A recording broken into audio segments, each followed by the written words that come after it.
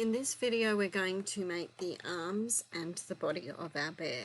First of all, we need to match up the paw pads with the inner arms. Make sure you've got them the right way. Some patterns have them symmetrical, others don't. My pattern today doesn't, so I match them up, putting a little bit of overlap to account for the seam allowance, and then I put it on top of the arm back to make sure that they're the same shape. Once I've made sure that that is all good, then I can sew the paw pads onto the inner arms.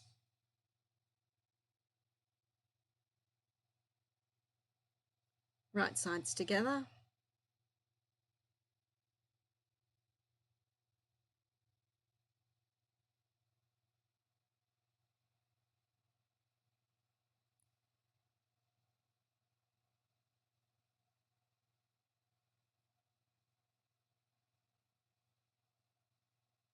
And I just use my hand to press the seam open so that it sits nice and flat.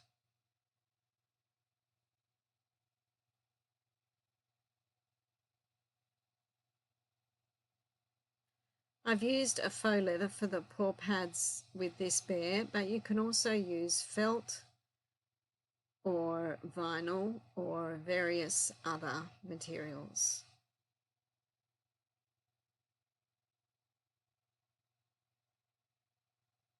When I've used felt for the paw pads, that's been a weak point of the bear. It's worn out first. So just make sure that your material for the paw pads is strong.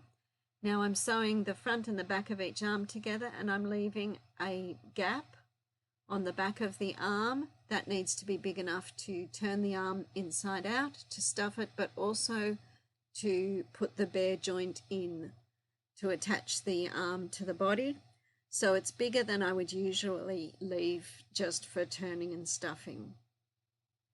I always leave the gap somewhere that it is going to be nice and straight so that it's easy to hand stitch.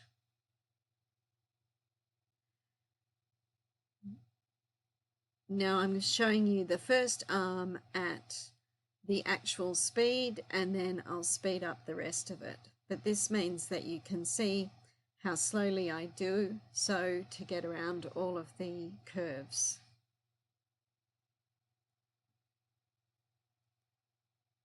You'll notice that I don't pin anything. I just find it much easier with small things like bear arms and so on, not to pin it.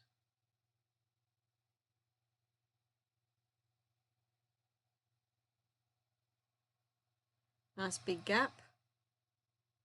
Cut off all the loose threads as you go.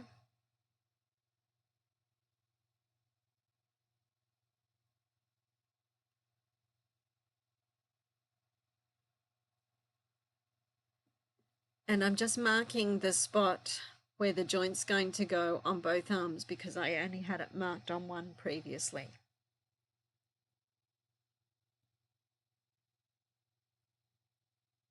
Okay, second arm sewing is shown at a high speed. This isn't how fast it's really sewn.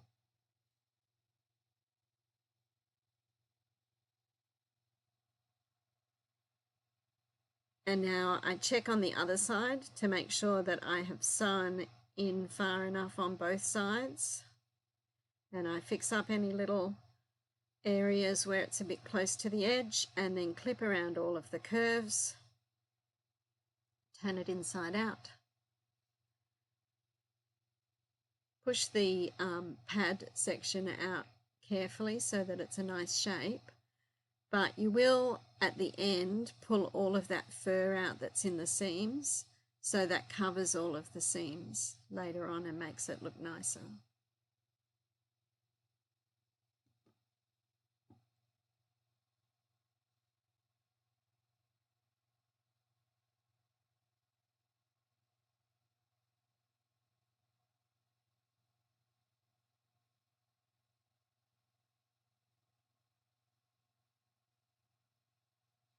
And that's the arms done.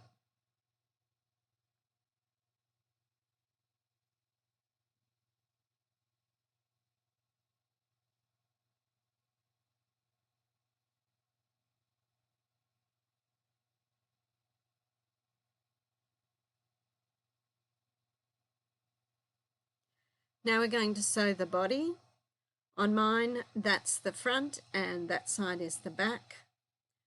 And the curves are the middle front and middle back, and the straight parts are the sides. So we're starting by sewing the back together, and there's a gap that I'm just pointing out that you leave open for putting all the joints in and turning and stuffing. So we sew the bottom and the top separately, and this is at high speed now. And then along the middle front,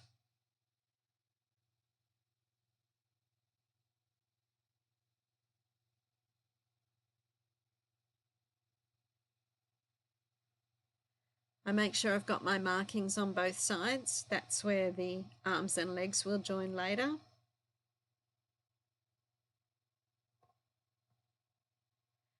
And then I lie the back and the front on top of each other and sew right round. Some patterns might have the front and the back as one piece.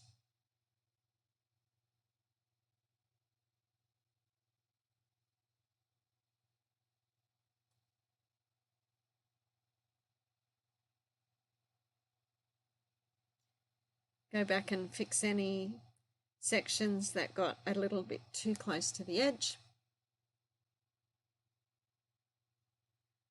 Clip the curves.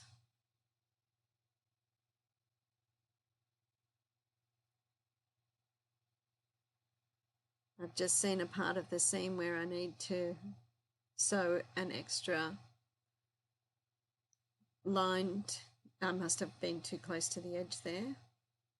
It's going to be very firmly stuffed, so you really don't want to risk the stuffing breaking through or the stitching coming apart. So I'm just checking it really carefully and checking I've clipped it well, and then we'll turn it.